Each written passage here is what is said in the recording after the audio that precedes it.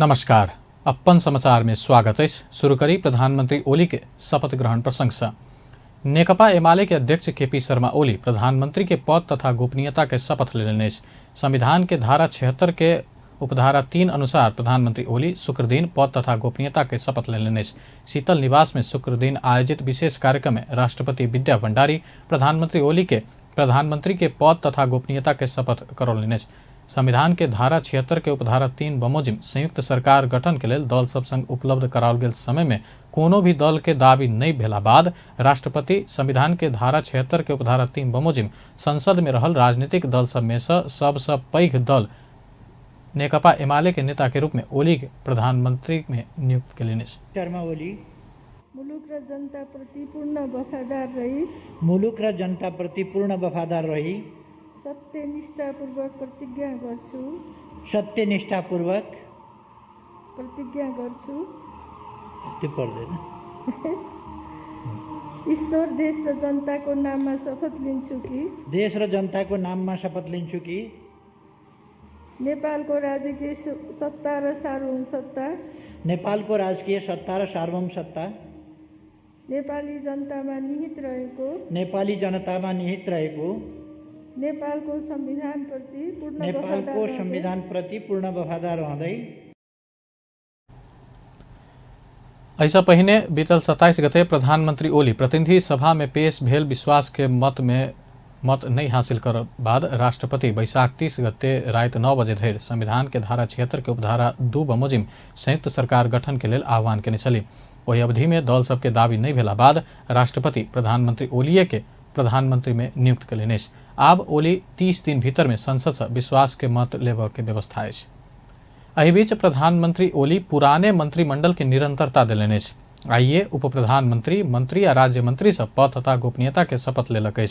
ईश्वर पोखरेल उप प्रधानमंत्री पद के शपथ ले लेने। शीतल निवास में आयोजित कार्यक्रम बीच राष्ट्रपति विद्या भंडारी उप प्रधानमंत्री पद के शपथ खोलिने।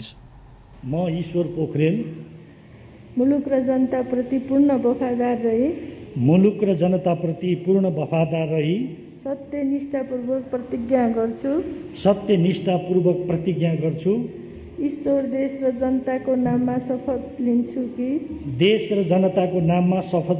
कि नेपालको राजकीय सत्ता र सार्वभौम सत्ता नेपाली जनतामा निहित रहेको नेपालको संविधान प्रति पूर्ण वफादार रहँदै नवनियुक्त प्रधानमंत्री केपी ओली पुराने मंत्रिमंडल के निरंतरता दिलनि। राष्ट्रपति विद्या भंडारी मंत्री आ राज्य मंत्री सबके सेहो आइए पद तथा गोपनीयता के शपथ खोलिने। ईमानदारीका साथ गर्नेछु र आफ्नो कर्तव्य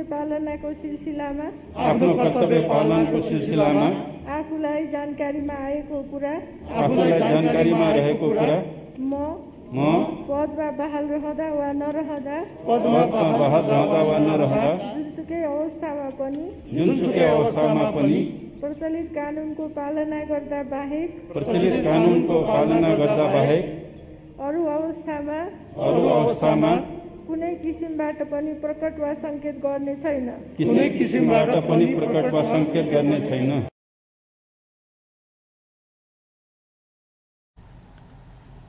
एमाले के माधव समूह आ जसपा नेपाल के ठाकुर पक्ष के सरकार में शामिल होब आग्रह केलो पर ओ सब एखन सरकार में सहभागी नहीं भेल अछि। पिछला 24 घंटा में कोरोना वायरस के 8,520 जना संक्रमित थपाल। एहि संगे नेपाल में संक्रमित के कुल संख्या 4,39,658 पहुंचल स्वास्थ्य तथा जनसंख्या मंत्रालय जनौलक।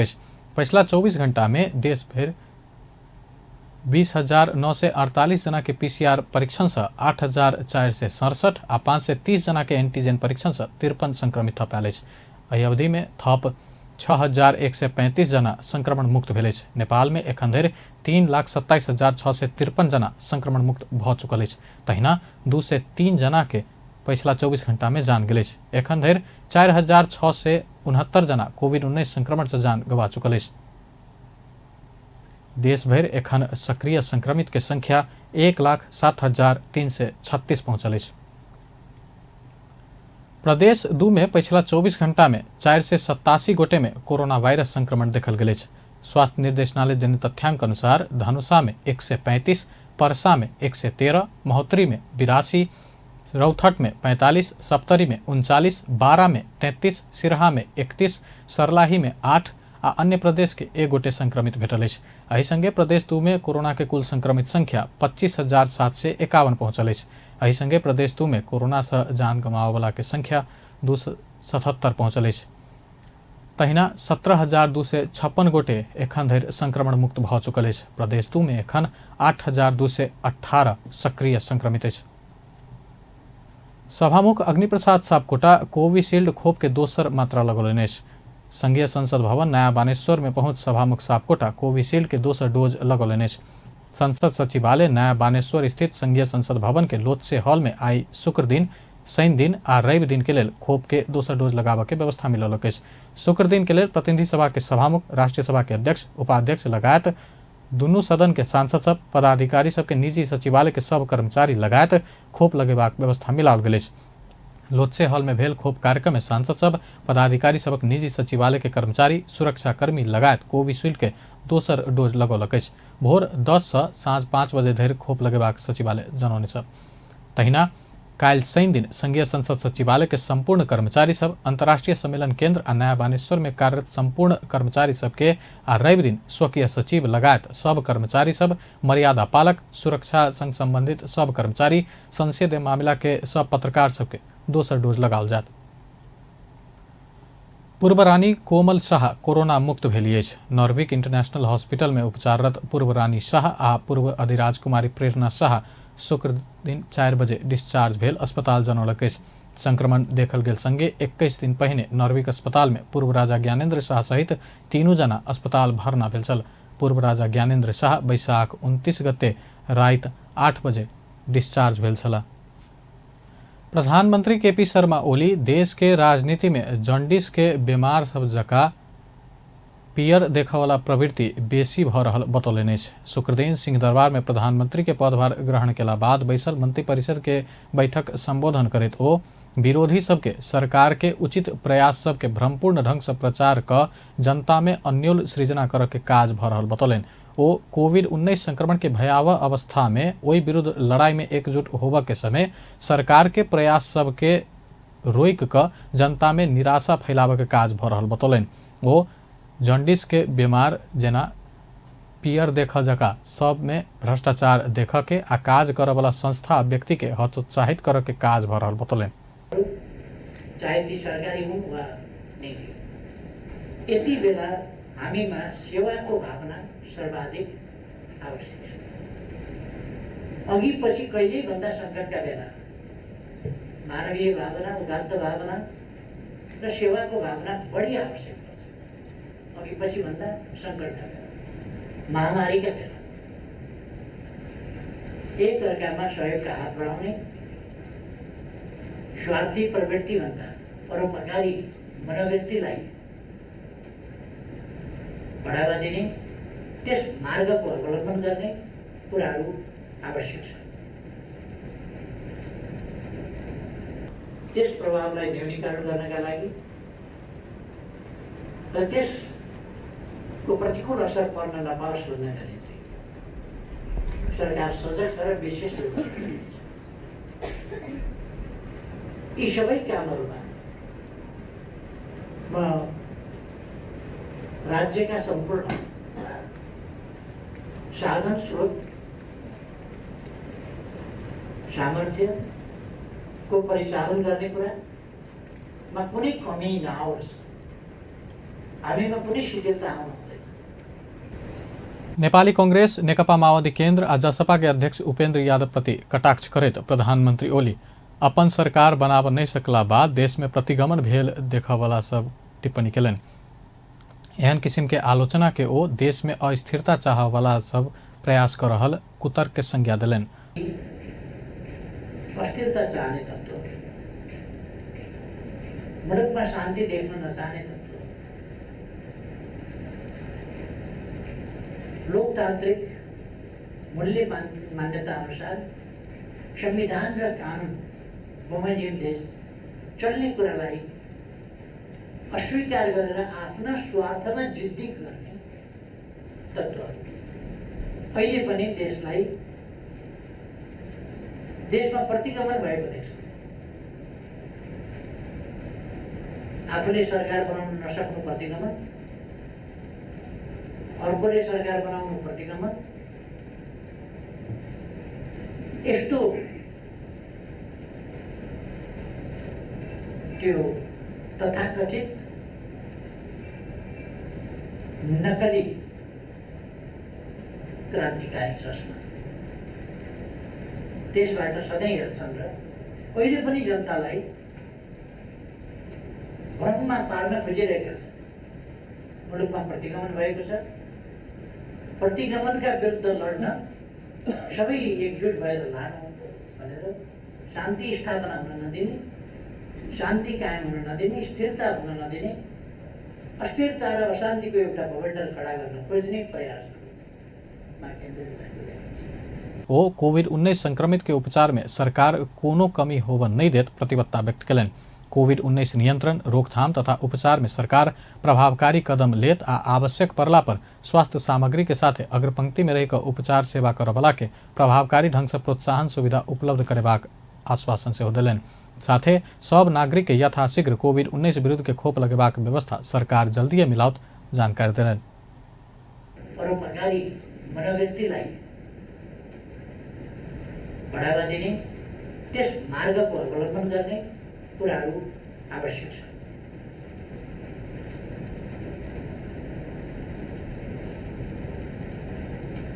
त्यस काममा निजी क्षेत्र, निजी अस्पतालहरू र स्वास्थ्य उपकरण सम्बन्धी, स्वास्थ्यसँग सम्बन्धित, यस रोगसँग सम्बन्धित रहने औषधिका कुराहरू, त्यसका निम्ति सबैले जिम्मेवारीका साथ सक्रिय हुन म आग्रह गर्न चाहन्छु।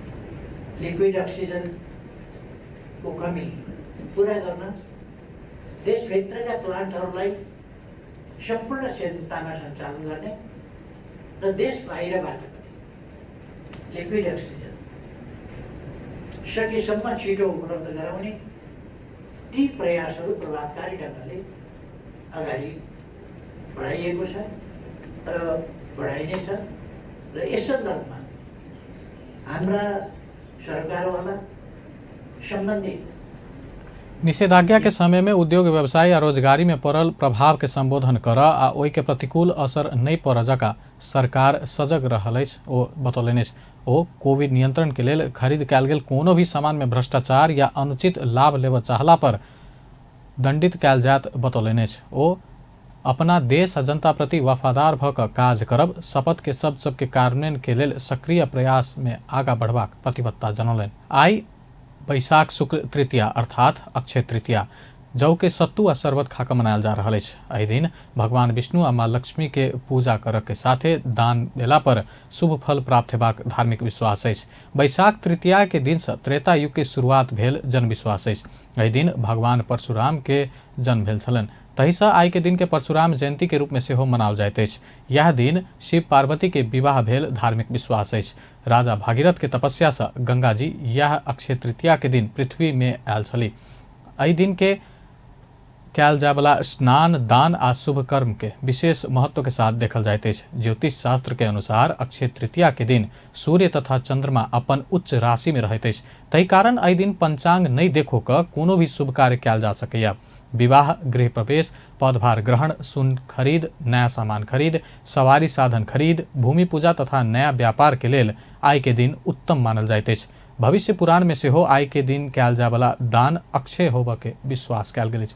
अक्षय तृतीया पावनि में गर्मी से आकुल व्याकुल भेल पथिक बटुआ के शीतलता देबऽ वाला जौ आ चना के सत्तू, शक्कर, ठंडा पानि पियला पर, शरबत आ मिष्ठान परिकर खुएला पर कहियो नाश नहीं हो वाला पुण्य प्राप्त हेबाक मैथिल जनविश्वास अछि।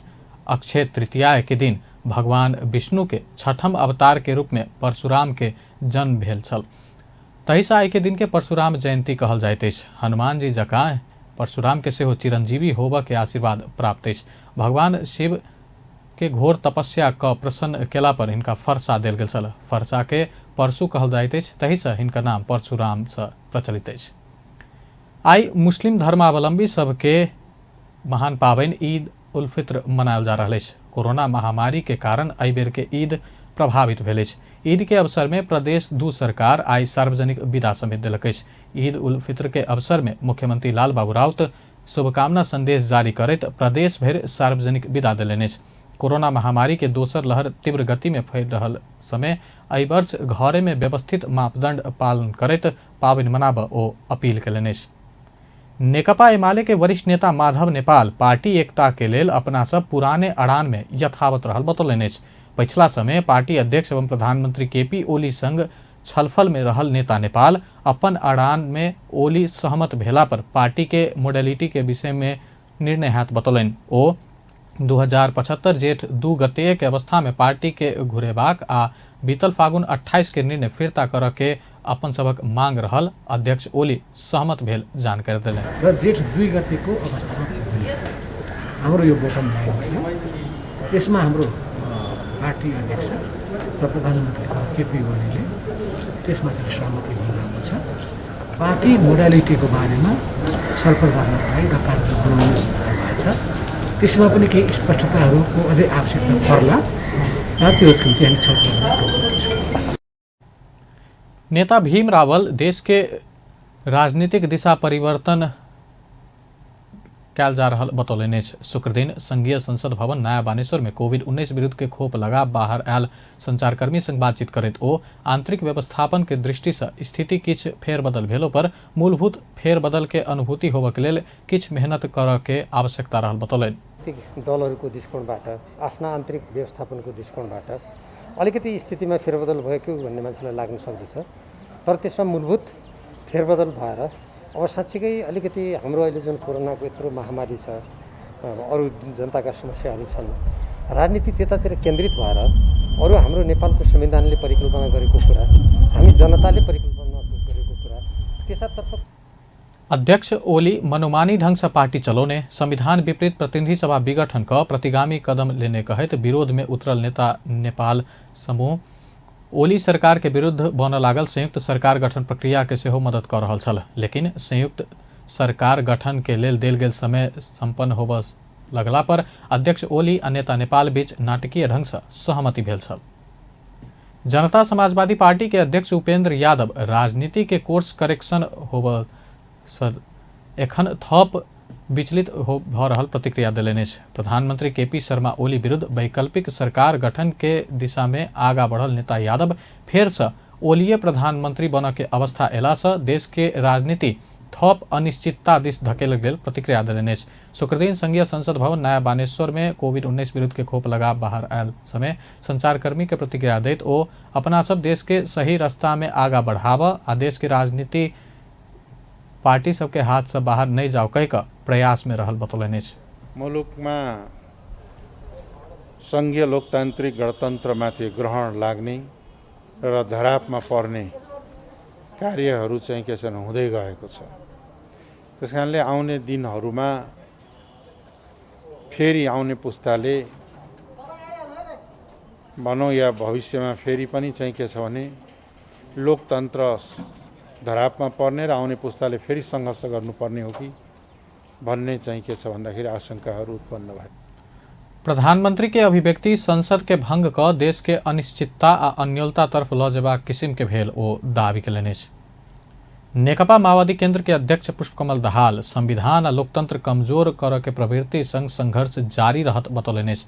प्रधानमंत्री केपी शर्मा ओली के सरकार विरुद्ध वैकल्पिक सरकार गठन के प्रयास में लागल माओवादी केंद्र के अध्यक्ष दाहाल ओली फेर से प्रधानमंत्री बनला बाद संचारकर्मी के प्रतिक्रिया दैत संविधान आ लोकतंत्र के पक्ष में निरंतर खबरदारी करब बतौलनि अछि। ओ प्रतिपक्षी के हैसियत से सरकार से भेल गलत काज के आलोचना करैत जनता के राहत देबऽ के आ संविधान आ देश के बचाव के पक्ष में निरंतर संघर्ष करब बतौलनि अछि।